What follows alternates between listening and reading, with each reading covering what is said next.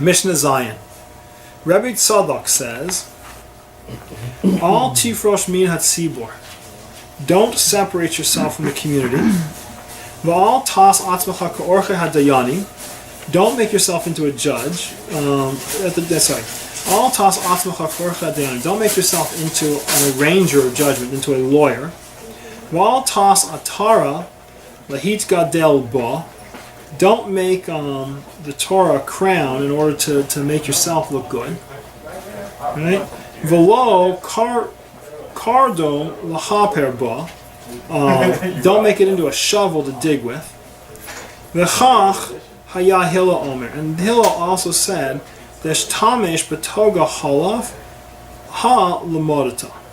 The person who makes the crown of Torah, the toga, right? Chola. The person who takes the crown of Torah and he uses it, wraps himself in as like a toga, uses it for his own personal benefit. Kol hanachar medivrei Torah nato chayav min ha'olam. That person who seeks personal benefit from the words of Torah removes himself from the very world. Right? You'll fade away. So the first question you have to ask is, again, how come this gets to be a Mishnah? Every single one of these lines is a sentence that we already had. This is all just a repetition of preceding Mishnah. What's Rabbi Tzadok bringing us that's new? He's just kind of regurgitating a little bit of Hillel and right, a little bit from the first parak. When you're sitting as a judge, don't be a lawyer. Don't separate yourself from the community. So I don't know. Never could figure out why he gets to have his own Mishnah. So here's the idea. It's an important idea. So far, everything that we've seen, every Mishnah, is a Chiddush. Every one of the Mishnayot has been a Rav bringing his own new and unique idea. Right? But how many new ideas can you get to? And at what point are people making them crazy just trying to come up with a new idea? Right? You made a comment a moment ago that the Rav says we don't need new textbooks, right? New Chidushim, we need new text people. Right? You're quoting Rabbi Cardozo. And people who will live it. So Tzadok is interesting.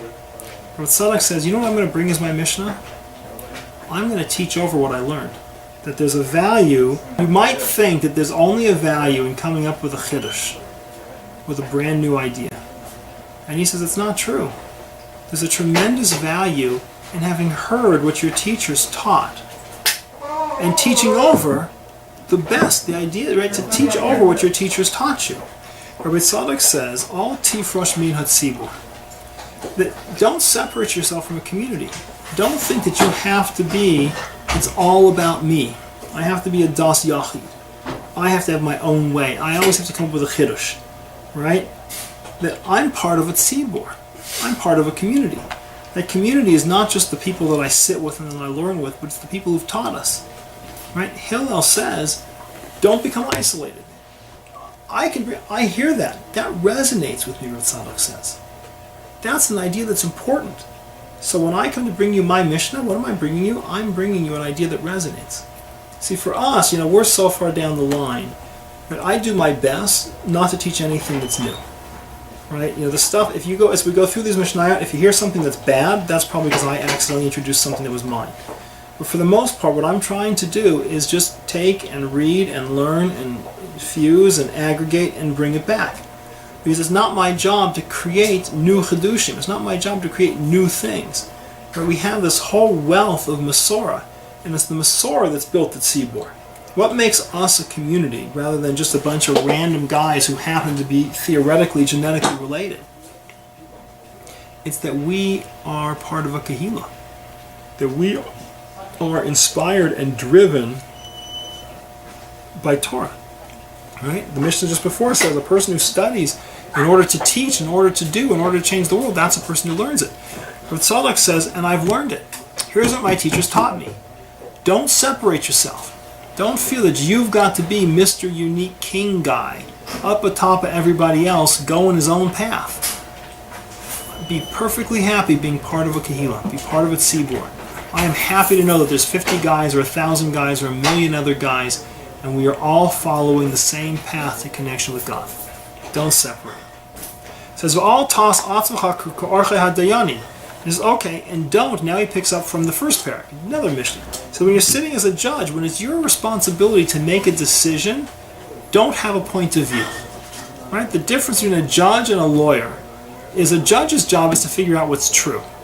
A lawyer's job is to get done what he wants to get done for his client. Lawyers have no interest in truth. None. A lawyer's job is not to make sure the truth is heard, it's to make sure that his side wins. We have an adversarial system of judgment, which means that, I'm trying to win, you're trying to win, and hopefully if I bring all my best arguments out and you bring all your best arguments out, and the judge is sitting there listening objectively, then the judge will hear both sides, he'll treat them skeptically, or with the whole Mishnah we saw in the first parak, right? And he'll come up with an answer of truth. He says, if you're in a position where it's your job to make a decision, he says, you can't have a bias. Right? We don't need your opinion. That's not what you're here for. Right? In this teaching, right? Don't separate yourself from a community, be part of the kahila, and don't think that you have to tweak it to come out the way you want it to come out. It's funny, the very structure of his Mishnah is a reinforcement of the underlying idea. He did not feel the need, right? He did not feel the need to come out and invent a whole new Mishnah. He's crafting a Mishnah that gives over a new idea by crafting it from the ideas that we've already seen. Right? Don't separate yourself. You don't have to be a das yachid. Don't try to arrange things so it always comes out your way. Val ta'asacha atera, right? Lahit gadelba. And don't take the crown of Torah and just use it to serve your own purposes. Right? Why do I want to be a teacher? So you think I'm great. Why do I want to be? I want to be the leader so I can build a crystal cathedral and have limousines. When you see, again, it's a scandal. There's another pseudo religion that's got offices on Robertson that now is in tremendous trouble because it turns out that the guys who run it have apparently taken tens of millions of dollars of charitable contributions and bought themselves Beverly Hills mansions, and they drive fancy cars, and it's their parishioner, right? It's like, you do not, from a Torah point of view, right? You look at who's the gadol. Unfortunately, we just lost Rav Elyashiv, right? Mm-hmm. So here's a person who was the recognized leader of hundreds of thousands of Jews, right? If he had put out an appeal, everybody send me $10, right? Send me 100. Right? There was recently Forbes published a list of the 20 richest rabbis. You go to Jerusalem Post and listed the 20 richest rabbis, and these guys are worth hundreds of millions of dollars. Right, from contributions from their communities over the years. One of them inherited from his father, who was these are guys who, right, they're mostly second and third generation Rebbeim, right, of dynasties. And you kind of wonder, would their grandfather have taken hundreds of millions of dollars and kept it in his own accounts? Rav Shach died penniless. Rav Elyashiv died penniless. Because that's not their model. They weren't, Moshe Rabbeinu, when he led the Jewish people, he said, did I take anything from you? Not a shoelace. What do I want from you? Right? Avraham, what do I want from you? Right? That's not, Torah is not about a tool to make you popular and rich and handsome. That's not what it's for. Right? Don't turn it into a spade to dig with. We try not to take our chumashim and use them, to set stuff on. Right? The Torah is not a tool to acquire other stuff. Right? Torah is a tool to have a connection to God. Torah is a tool to perfect yourself, to lift yourself. Don't cheapen it. So you see, these silver words, again, it's all attitude. He's repeating what he's heard, but he's saying, here's how you fit. Right? You want to move forward. Don't become a das yachid. Right? Don't try to compel everything so it's your position that wins. Don't try to convert the stuff so it's there to make you rich. Right? God did not create a kahila so that you can become a wealthy man. That's not what it's about. Right? Velo kardom l'chafiba. Don't dig with it. V'cha chaya Hillel says, and Hillel even said, anyone. So he says, you think this is my idea? And you think I'm giving you over something new? Right? His whole point is, I'm not giving you new. I'm demonstrating to you that as a teacher I can bring you what I've learned. Right? He says, Hillel says, right, anyone who takes, and right, there's tamesh, he makes use of batoga holaf, right? That he makes use of the toga, of the crown, the costume. Right? This word toga is kind of undefined. It could be the toga. But if you take and you make use of Torah and the crown of Torah for his own purposes, right? You'll fade away. Right? And he then quotes it from this you derive that whoever seeks personal benefit from the words of Torah removes himself from the world. That God did not give you Torah so that you can become wealthy. He did not give you Torah so that you could use it as a tool against other people to get girls, to subjugate people, to get fancy cars or fancy houses. He gave you Torah so that you could connect to Him, so that you could improve yourself, so you could lift other people. But otherwise you're going back to the preceding mission and you're just turning it into worm food. Right? I'm taking this opportunity to be the leader of a community, the opportunity to learn and grow, and all I'm going to do is use it to feed my body. It's going right back to worm food. So Rav Tzadok, you remember who Rav Tzadok is, right? When we get to Tisha B'Av, we'll read about, we talked before, Rav Yochanan ben Zakkai, right? The most important conversation in history. Rav Yochanan ben Zakkai walks up to Titus, right, and he calls him to Vespasian, and he calls him the king, and Vespasian gives him 3 wishes, right? Magic wishes. And he doesn't. What does he say? He says, "Give me the scholars at Yavna, give me Rabban Gamliel, and give me Rav Tzadok." Right? That the scholars at Yavna was the beginning of Rabbinic Judaism. We've discussed that.